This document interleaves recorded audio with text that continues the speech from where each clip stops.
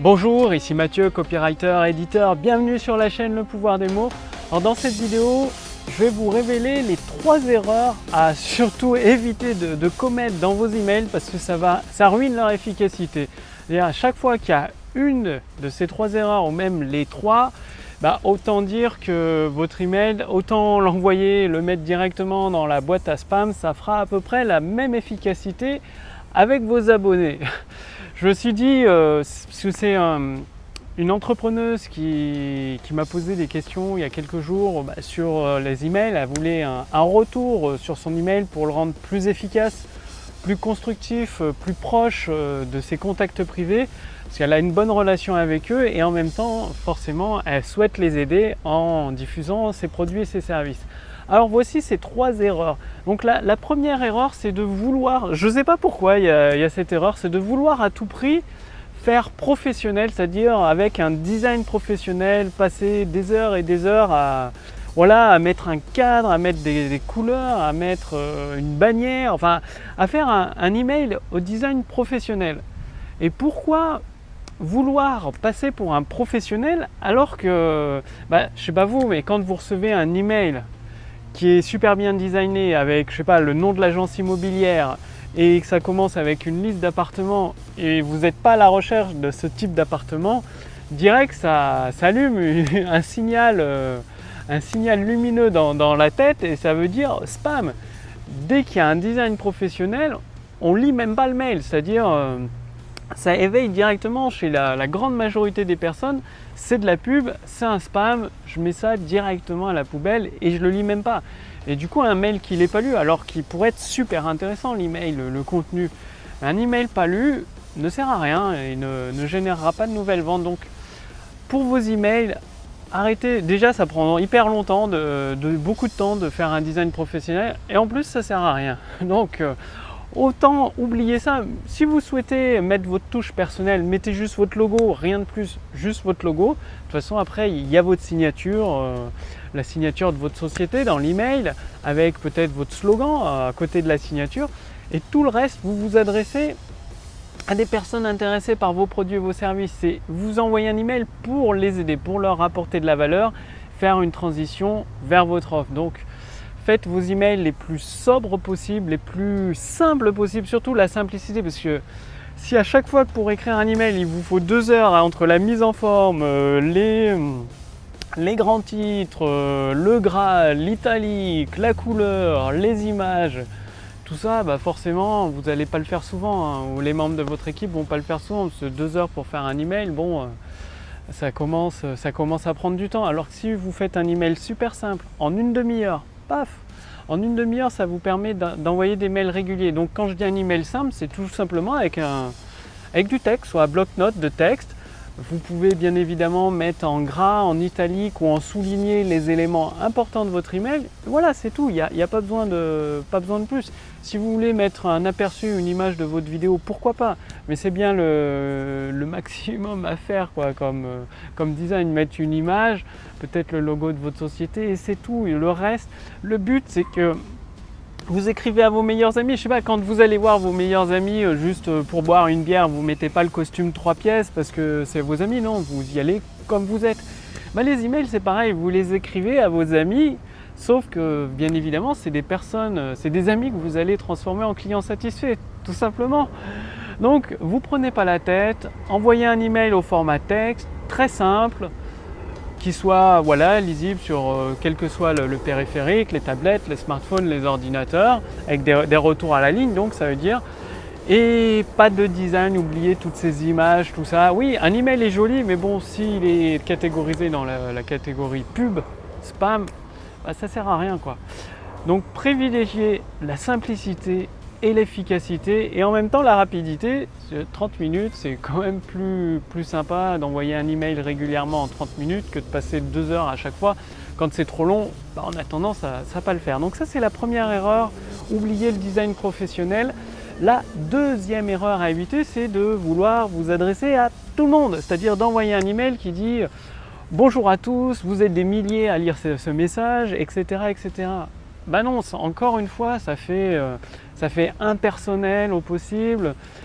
ça éveille un signal d'alarme chez votre contact, chez la personne intéressée par votre produit ou vos services, qui lui fait dire bon allez, il écrit à tout le monde, en fait il s'en fiche un petit peu de moi, bon bah spam, tac, publicité encore une fois.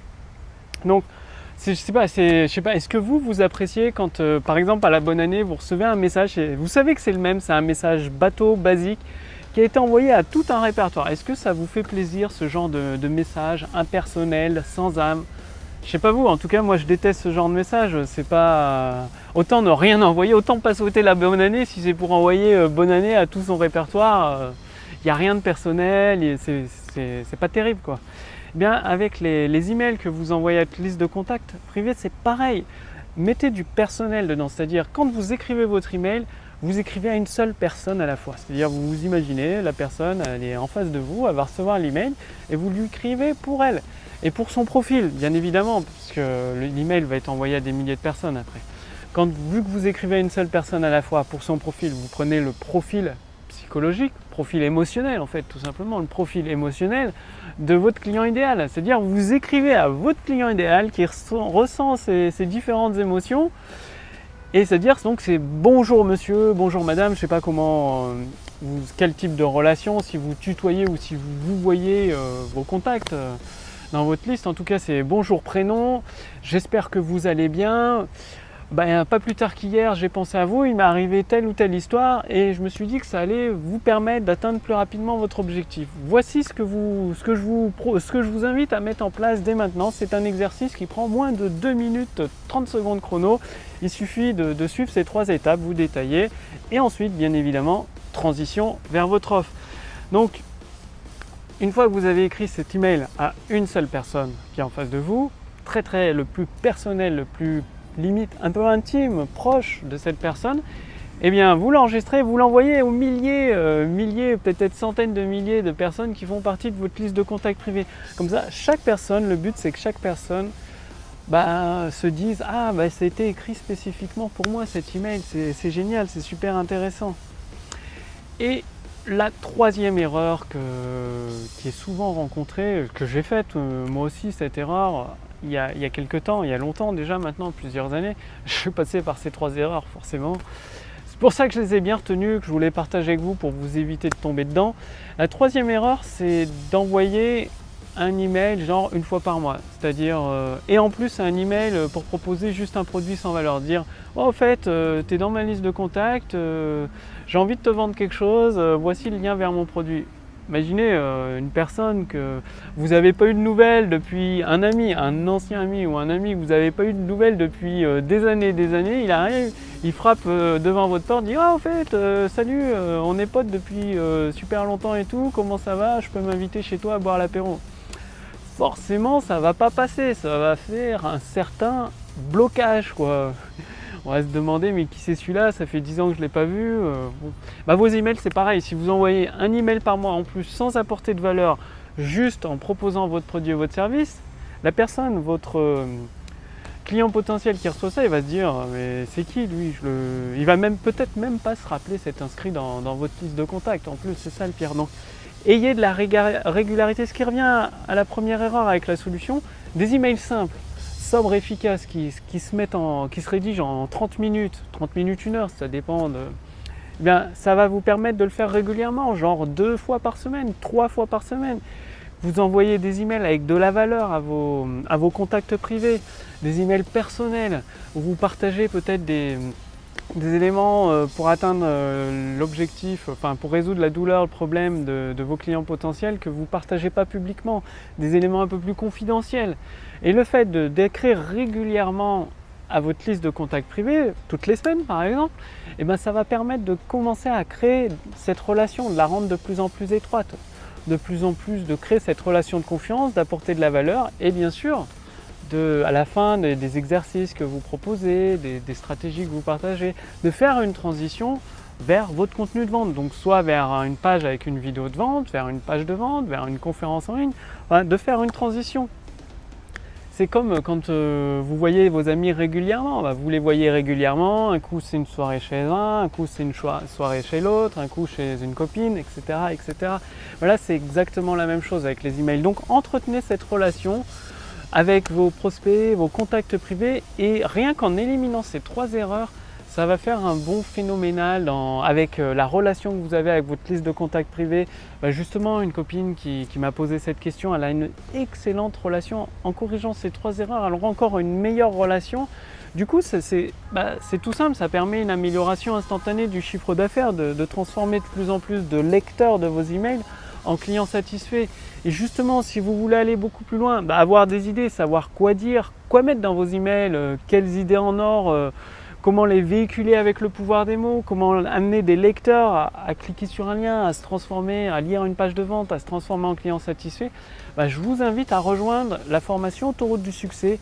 Elle est gratuite pour l'instant, donc c'est le moment d'en profiter. Cliquez sur le lien dans la description sous cette vidéo ou sur le lien dans le statut Facebook au-dessus de cette vidéo. Il suffit pour cela de renseigner votre prénom, votre adresse mail et vous recevrez chacun des épisodes directement par email.